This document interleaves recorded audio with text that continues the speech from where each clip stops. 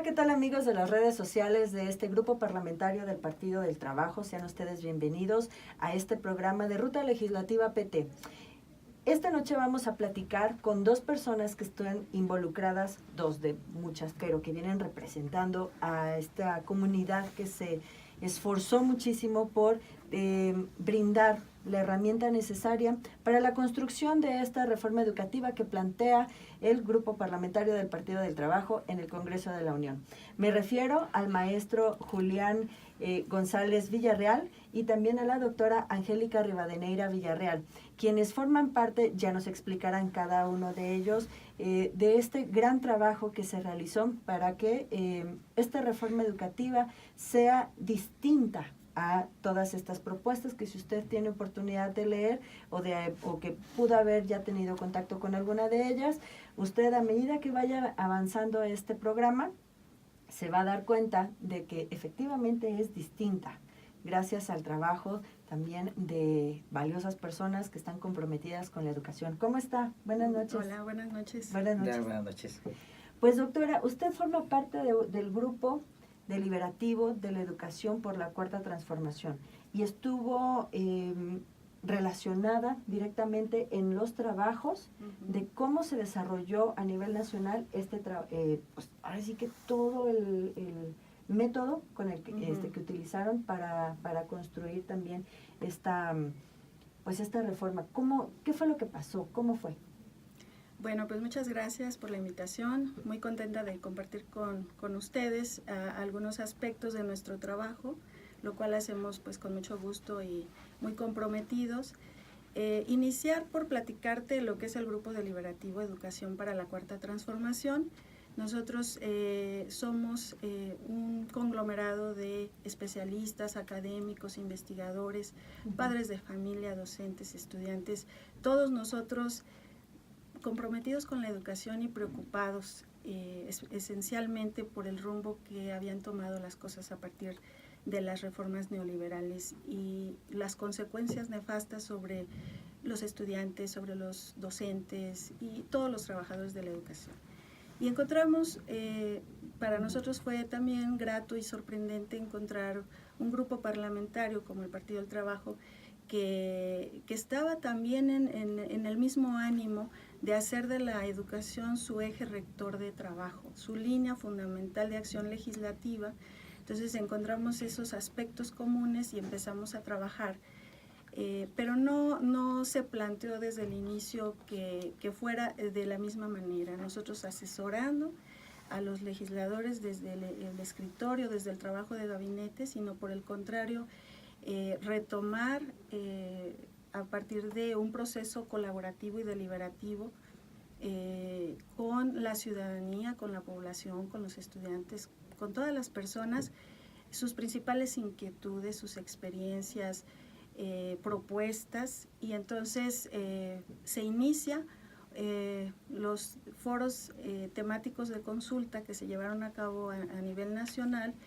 Y son temáticos precisamente porque tienen una temática específica basada en una lógica de problemática nacional, ¿no? De urgencia, y nosotros nos dimos a la tarea de recoger y sistematizar todas las propuestas de las personas participantes, de los ponentes, escucharlos, hacer un cambio también en la forma de hacer los foros, ¿no? No para legitimar una postura que ya está dada previamente, sino verdaderamente tomar en cuenta. Y entonces la iniciativa de reforma de los artículos 3 y 73 constitucionales que presentó el Grupo Parlamentario del Partido del Trabajo es el resultado de este trabajo deliberativo y de participación y colaboración con la ciudadanía y con todas las personas que participaron. Nosotros fuimos muy abiertos con todas las personas en expresarles nuestra gratitud por su participación y que todas las propuestas iban a ser tomadas en cuenta. Entonces, desde un trabajo científico y de investigación sustentado en una metodología científica, es que se retoman estas principales propuestas en cada uno de los ejes temáticos para incorporar en la reforma constitucional al artículo 3 y al artículo 73 lo que la gente nos dijo, lo que la gente necesita, lo que la gente demanda. Y así es como se construye esta iniciativa, bueno, pues con la colaboración de muchos compañeros, compañeras, colectivos, que de por sí ellos ya venían trabajando estas cuestiones y no encontraban tampoco un cauce. Y pues agradecer principalmente la colaboración del diputado Reginaldo Sandoval, porque ha sido nuestro coordinador, nuestra guía intelectual inclusive, ¿no? Y gracias a él y a todos los diputados y diputadas se logró presentar el día 6 de diciembre. Les quiero compartir varios comentarios que me han hecho quienes están empezando a conocer un poquito acerca de esta iniciativa. Y me parece que a veces no alcanzamos a entender o no ubicamos cuáles son las diferencias entre esta reforma, entre esta propuesta que hace el Partido del Trabajo con respecto de la de otros grupos parlamentarios. Entonces, maestro Julián, que nos pudiera platicar un poco acerca de cuáles son estos elementos que caracterizan la propuesta del Partido del Trabajo. Bien, pues bueno, nuevamente saludo a los amigos de las redes sociales y el grupo parlamentario del PT por esta invitación que nos hacen. Nosotros somos maestros que hemos estado construyendo distintas propuestas en distintos espacios académicos, en distintos espacios educativos, y no habíamos tenido la oportunidad de poder ser escuchados.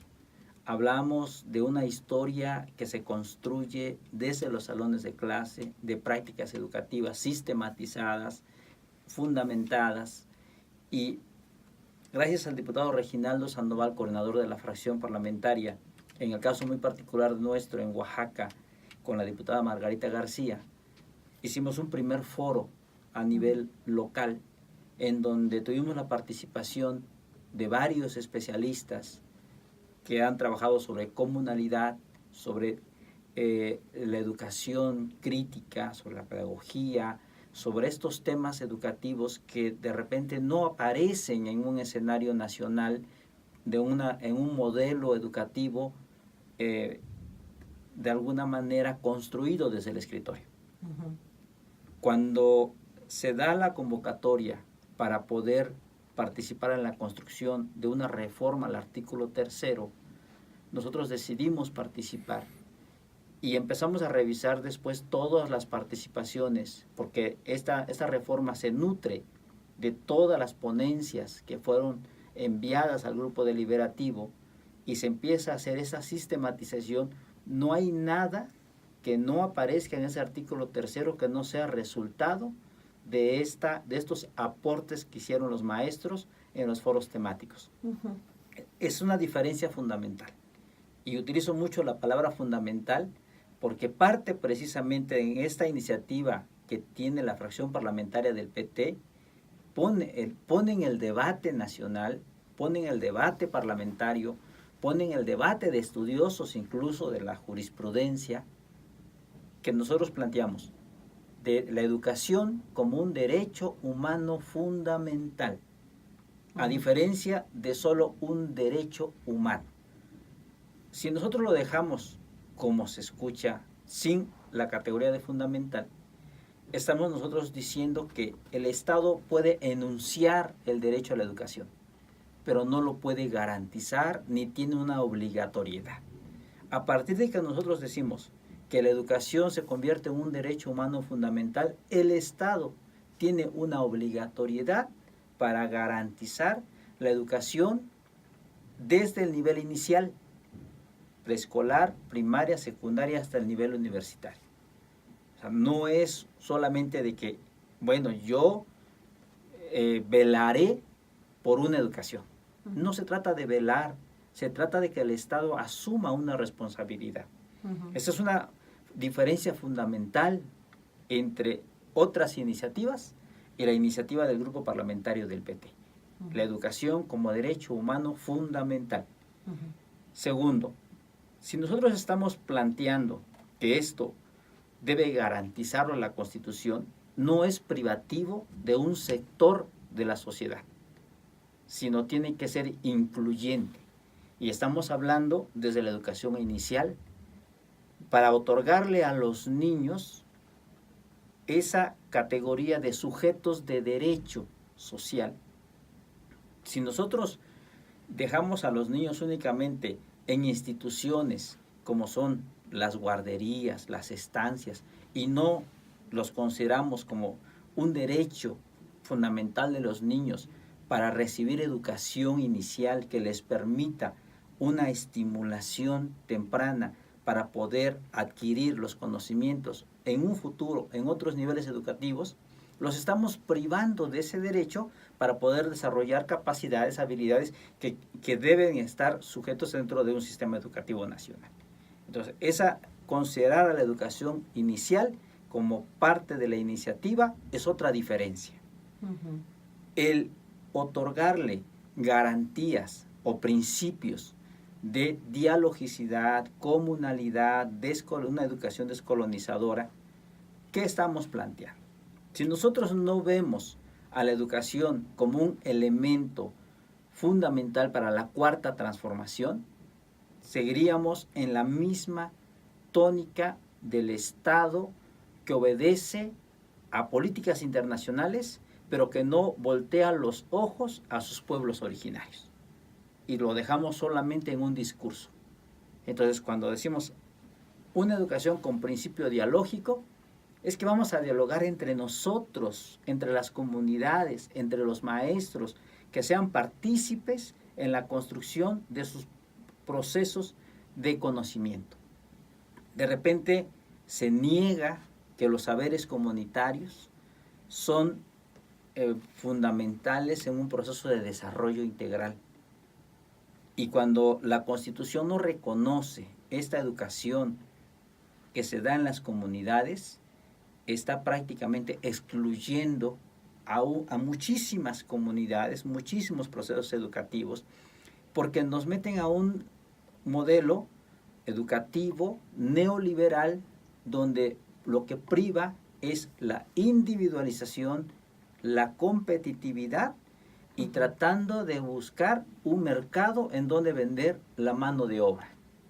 La iniciativa del PT promueve una educación en la colectividad que reconozca que es la comunidad la que tiene mayor presencia en la formación de los nuevos sujetos, de las nuevas personas que no se les va a privar ni se les va a quitar el derecho a la individualidad, pero sí tenemos que entender que somos parte de un colectivo.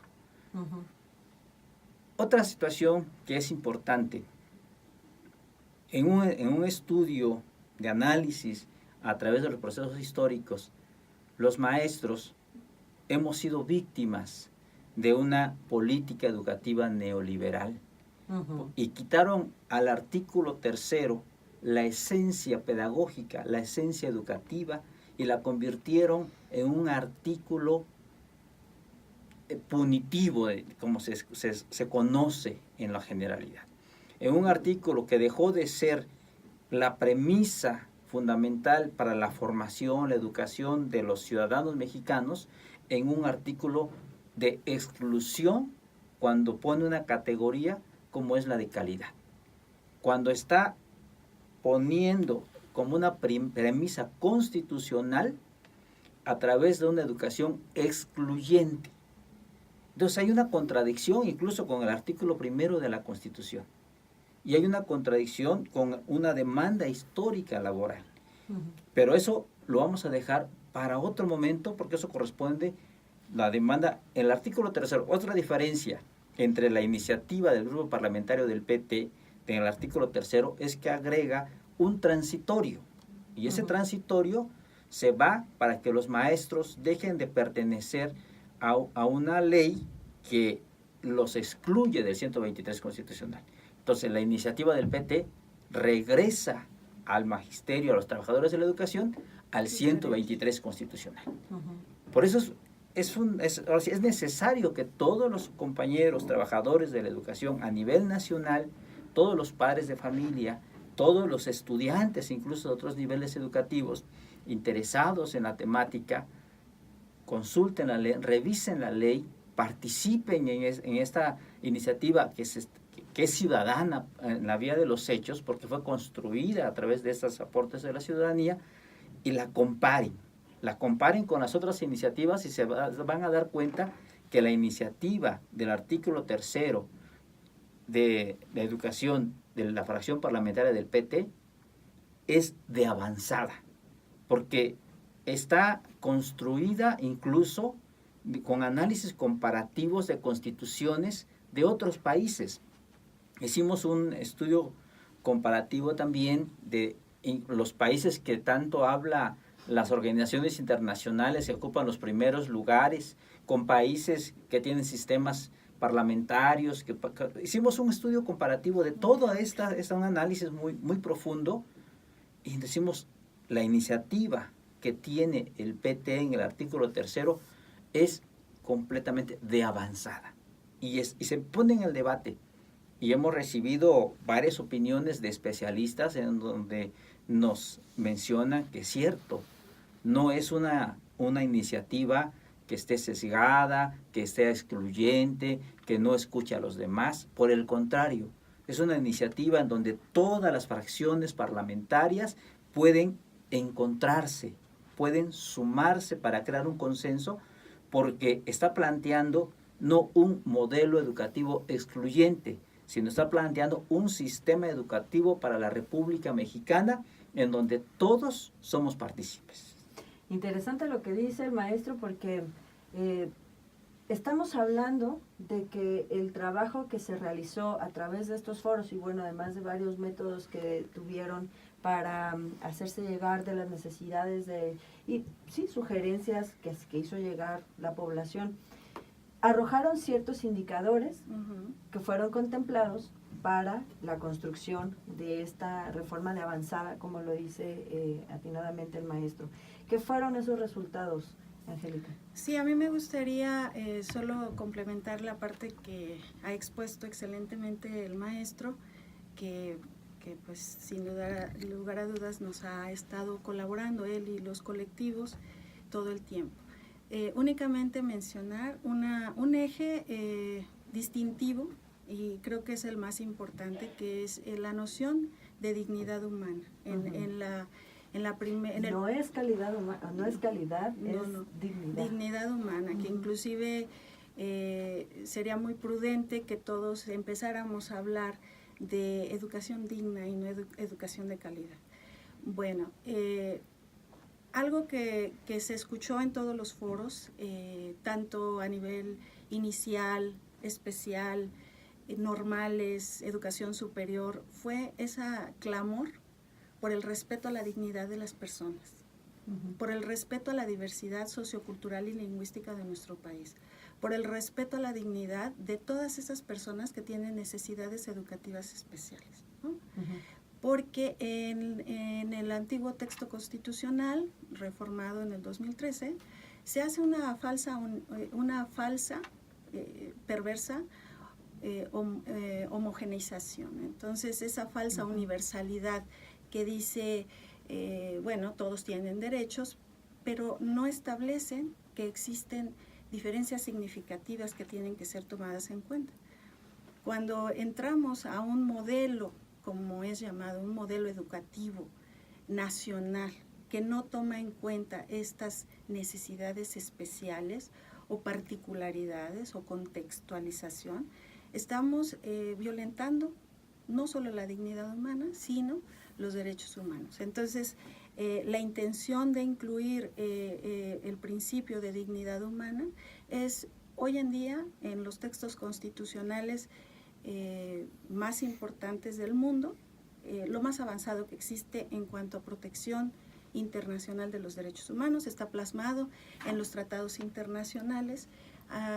Lastimosamente a nuestra Constitución adolece de ese reconocimiento que el Estado debe hacer, y a través de todos sus agentes de la dignidad humana. Como todos sabemos, bueno, el Estado de manera enunciativa y declarativa reconoce que en México existe el reconocimiento de los derechos humanos, pero se sigue practicando la tortura, se sigue practicando la desaparición forzada, el feminicidio, los secuestros, las muertes, asesinatos, y lo que nos atañe, una exclusión vergonzosa de la educación, y sobre todo a los sectores con mayor vulnerabilidad o que han sido vulnerabilizados históricamente, como son los pueblos originarios o estas personas con necesidades educativas especiales. Ellos están fuera del sistema porque no son considerados importantes, no se toman en cuenta.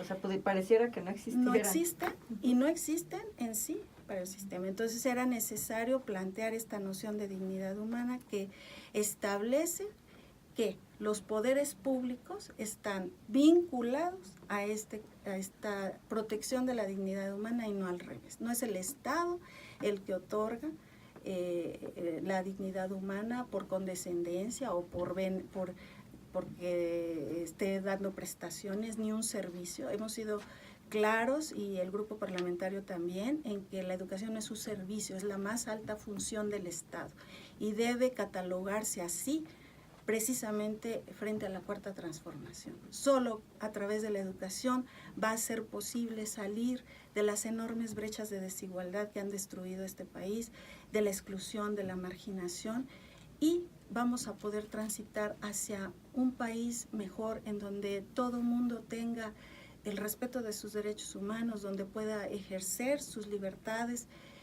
con respeto. Porque también el artículo es muy enfático en decir su carácter nacional y de unidad.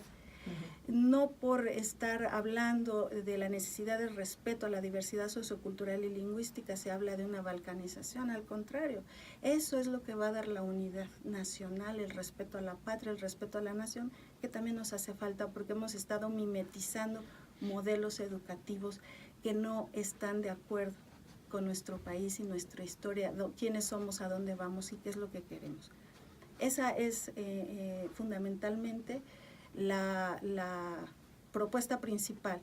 Ahora, de lo que me comentabas rápidamente, un clamor, como dice el maestro, fue en todos los foros, inclusive los de educación superior. ¿Cómo va a llegar un joven, un adulto a la educación superior si no fue atendido en las primeras etapas de su vida? Sí su alimentación, sí su desarrollo psicomotriz, afectivo, emocional, físico, tampoco fue atendido, fue descuidado. Entonces establecemos desde los derechos de los niños, que es un derecho del niño, que es un sujeto de derecho a tener su educación inicial y se integra en la educación básica. No es una opción, porque anteriormente el artículo constitucional dice el Estado promoverá. Hay otra iniciativa de reforma que simplemente borra la educación inicial, porque esos niños ya no existen. Entonces hay que defender el derecho de los niños de los 45 días a los 3 años que puedan disfrutar de su derecho a estar en un ambiente de protección, de cuidado, de nutrición, en donde inclusive se puedan detectar algunos problemas que estos niños, si fueran atendidos tempranamente y oportunamente, no tendríamos jóvenes padeciendo muchas problemáticas porque simplemente nadie los vio, nadie los escuchó, ¿no? Y también que toda la educación se hiciera obligatoria, porque hoy en día la responsabilidad de educar a las personas está sobre la sociedad. El Estado simplemente dice, bueno, yo imparto, porque soy un prestador del servicio educativo, no soy el garante. Entonces ahí es nuevamente, como dice el maestro, es un cambio de paradigma muy importante. El Estado es el garante de la educación en todos los niveles, tipos y modalidades que existan de educación durante todas las etapas de vida de una persona. No porque hay otra iniciativa que menciona niños, niñas y jóvenes. Entonces un adulto ya no tiene el derecho a estudiar. Una persona con necesidades educativas especiales tampoco tiene el derecho a estudiar. Y en ese sentido también volvemos a otro clamor de la gente y una demanda muy enérgica de que no desapareciera la educación especial, de que también se formen en las escuelas normales, porque ¿quién va a atender la educación inicial, la educación especial, la educación básica, la educación media superior y superior? Bueno, porque también de un brochazo borran, y nosotros sabemos la persecución que ha habido a las normales rurales, a las normales indígenas. Se desapareció todo el sistema de educación inicial y especial. Esa es la lucha que tiene el grupo parlamentario del PT con sus diputadas y diputadas, y yo creo que tienen una enorme oportunidad de presentar y de defender una iniciativa, como dice el maestro, de avanzada, de la máxima protección posible hasta el día de hoy que existen los tratados internacionales para el derecho a la educación. Y hablando en ese contexto, ¿qué pasaría? ¿Qué pasaría si la reforma educativa se planteara en los términos que propone el Partido del Trabajo? Primero, tendríamos que considerar cuál sería la crítica más fundamental, que yo quisiera, no quiero dejar el espacio sin tocarlo. Es el asunto de la evaluación, pero yo pongo en la mesa que no puede tener la categoría de evaluación en un texto constitucional, porque la Constitución tiene un origen social histórico. Y entonces nosotros poner la evaluación en un texto constitucional, estamos negando el proceso de desarrollo histórico, entre sociohistórico natural, ¿sí? Porque estamos poniendo estándares para que un país, digamos, si se desarrolló o no se desarrolló, y eso viene en leyes secundarias o viene en los reglamentos, pero no de manera constitucional. ¿Qué pasaría? Tendríamos que cambiar de paradigmas, y un primer paradigma es pensar que la educación, si ponemos la educación inicial, ¿cuánto nos va a costar? Si ponemos una universidad, ¿cuánto nos va a costar? Lo estamos viendo en términos de rentabilidad financiera, y la educación no tiene que verse en términos de rentabilidad financiera, sino tiene que verse en términos de desarrollo social, histórico, de las comunidades, de las poblaciones, de las ciudades, y entonces vamos a empezar a cambiar de paradigmas. Si la iniciativa del PT se aprueba, vamos a empezar a cambiar de paradigmas en donde vamos a tener respeto a la dignidad humana, vamos a tener sociedades más seguras, porque los estudiantes se van a formar con paradigmas distintos a la competitividad, al querer tener más, qué es lo que ha formado a estos adolescentes o jóvenes que pertenecen ya a grupos delincuenciales, porque así se han formado. O sea, los que hoy delinquen se formaron en un modelo educativo neoliberal, y si aprobamos la iniciativa, o si se aprueba la iniciativa del PT, dentro de unos años vamos a tener una sociedad distinta, con garantías para toda la sociedad. Es que el tiempo nos come. Ya les había ya adelantado que se nos iba a ir muy rápido. Pero no quiero que el tema quede aquí. Me parece que quedan bastantes cosas en el tintero, porque vale la pena que sigamos hablando de esto, que sigamos promoviendo este gran trabajo que, como lo platicábamos fuera del aire, si se aprobaran los términos que propone el PT, caray, otro gallo definitivamente nos cantaba. Un mensaje final, por favor, maestro, doctora. Pues yo felicitar a los diputadas y diputadas del grupo parlamentario, porque no es fácil atreverse. O sea, dar este salto requiere de valentía, ¿no? Es cambiar totalmente los conceptos que se tienen, que nos han sido introyectados y que los tenemos ahí, porque nadie piensa que hablar de calidad sea algo negativo, hasta que ves los efectos que ha tenido esa pequeña palabrita en un texto constitucional y a lo que nos llevó. Entonces, aplaudo muchísimo a los diputados y diputadas por atreverse, permitir a la gente participar, realmente trabajar como un parlamento abierto y estar ahí cumpliendo todo lo que ellos prometieron cada uno en sus estados, en sus entidades, en sus localidades, y están trabajando por y para la gente. Y además tener un acercamiento a veces para muchos es complejo con los académicos, con los docentes, los especialistas, fundamental eso, y pues gracias a todos, a ustedes por invitarnos, es un placer compartir con ustedes. Pues también el agradecimiento al espacio que nos permiten expresar toda esta construcción que se está haciendo, pero a los diputados de las distintas fracciones parlamentarias la invitación para estudiar la iniciativa, sumarse a ella, porque digo que están en un momento histórico. Si realmente quieren pasar a la historia, tienen que considerar un artículo 3º reformado, pero a las condiciones históricas que hoy necesita nuestro país, si realmente queremos una cuarta transformación. Y agradecer a la fracción parlamentaria del Partido del Trabajo por la invitación y la oportunidad que nos da de estar en estos espacios y poder aportar pues un granito de arena en esta construcción histórica.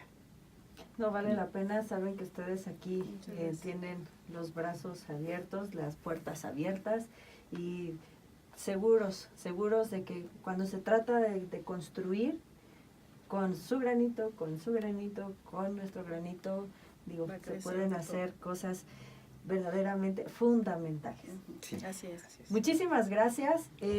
Nosotros de antemano les pedimos que por favor compartan la información que se está virtiendo en este espacio, porque de verdad, créanmelo, que puede cambiar la vida de quienes nos están viendo allá afuera, y además vale mucho la pena que ustedes conozcan qué es lo que este grupo parlamentario está realizando por ti y por tu familia. Mi nombre es Lina García. Seguimos en contacto.